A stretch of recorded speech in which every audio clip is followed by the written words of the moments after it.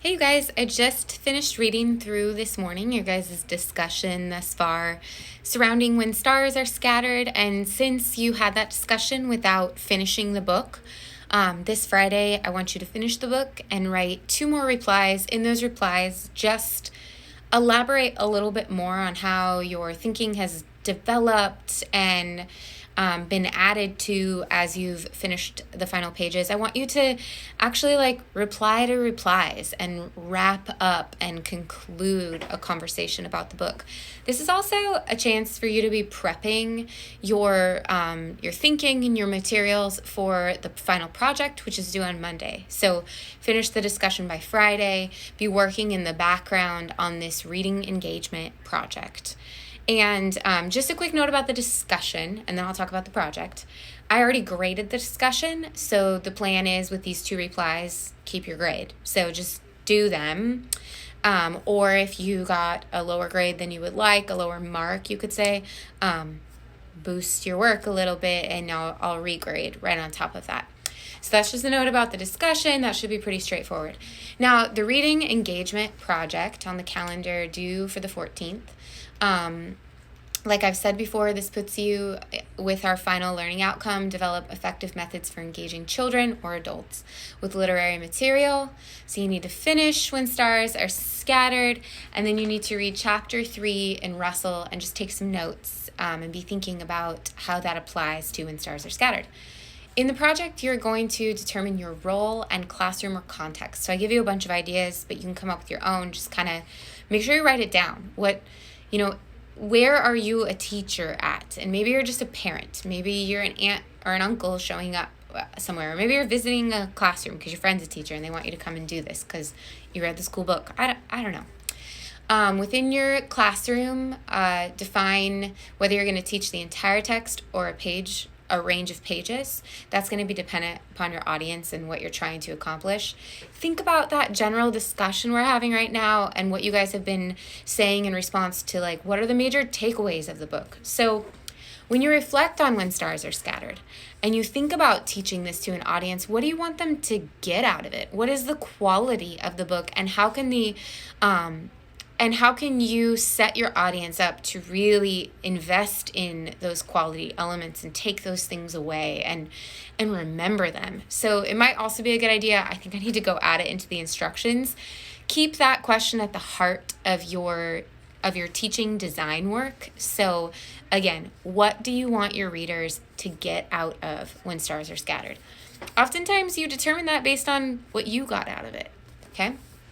So you as the teacher will design and present 3 separate learning activities. You're going to do a pre-reading activity. So you're going to assign this book come Monday morning, but before you get your students reading, what do they need to do to kind of prep them for the materials? Okay, so pre-reading activity. And then a mid-reading activity. And no matter whether you assigned the whole book or a part, you do need to focus on a smaller part for the mid-reading activity. So maybe you choose pages 124 through pages 129. It can be that short. And for this, you are required to do a read aloud video and incorporate that into your project. The read aloud video doesn't need to be your face, but it can be. It can be you doing this, like blah, blah, blah, blah, blah, blah, and then showing the pages. Or if you have some way to record on your phone or whatever technology you have the page, or take a picture of it and then record voice over it. I don't care. You could dress people up as actors and make them act it out and your voice reads it. Get as creative as you want. But that's the mid-reading activity. It needs a video of a read aloud and then whatever the mid-reading activity itself would be. If you do dress people up and make them act, that's kind of the video and the activity in one. So just some thinking. You can get creative with this. Post-reading activity. So that one, you'll see more details about what I'm looking for. But if you guys are I don't know how to come up with activities, that's not my passion, that's not my wheelhouse, just go into Russell's text and chapter 3, borrow some of those ideas. You can also use those ideas and build off of them. I made a note that to exceed expectations, you really need to like take it beyond Russell, but it's okay to use Russell. I mean, that's why he's here. For each of the activities, what you'll do is you'll write instructions, like as if you were writing to the class. This is what you need to do, like draw a picture of blah, blah, blah, or write an essay in response to this question. I don't know, or read this, or draw this map. It could be anything. And then provide sample work in response to those activity instructions. So pretend like you're the student and you receive those instructions and you create the thing. Or if you have a willing participant, a child in your life, or I guess an adult too, make them do it and then post their work. Then write a reflective summary of how you developed the idea. Like, okay, this is how I came up with the idea. I read on page blankety blank and Russell and he said this, but I was thinking it'd be cool to do this. And it made me think of one time in a class I did this and I thought, what if we did blah, blah, blah. Then evaluate how engaging your activity actually turned out to be based on your own experience of producing or watching a child produce your sample work.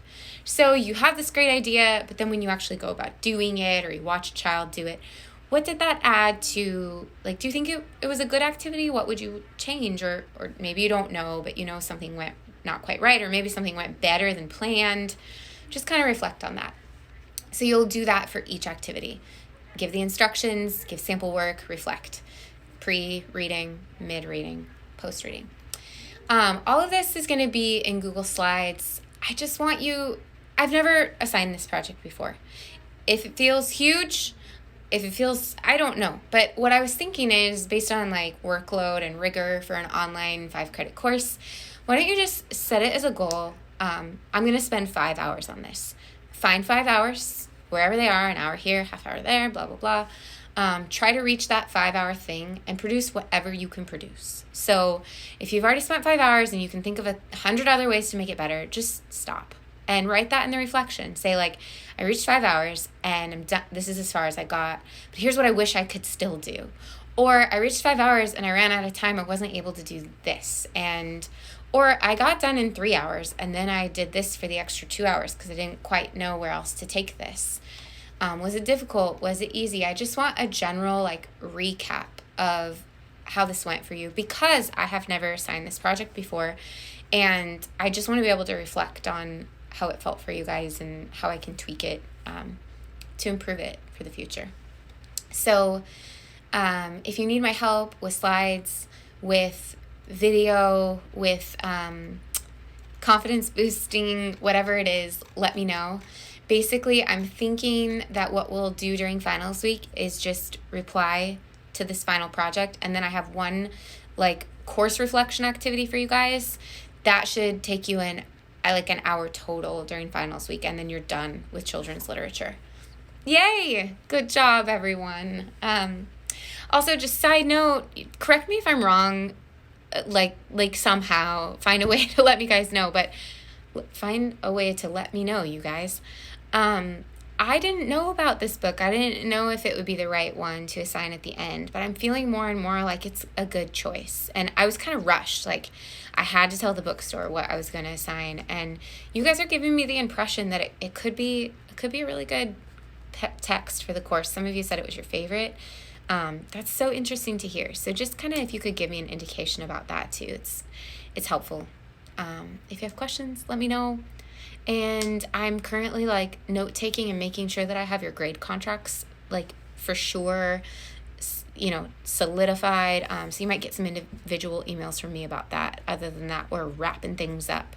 Enjoy. Have a great week, you guys. And I look forward to seeing these really creative and engaging projects coming up.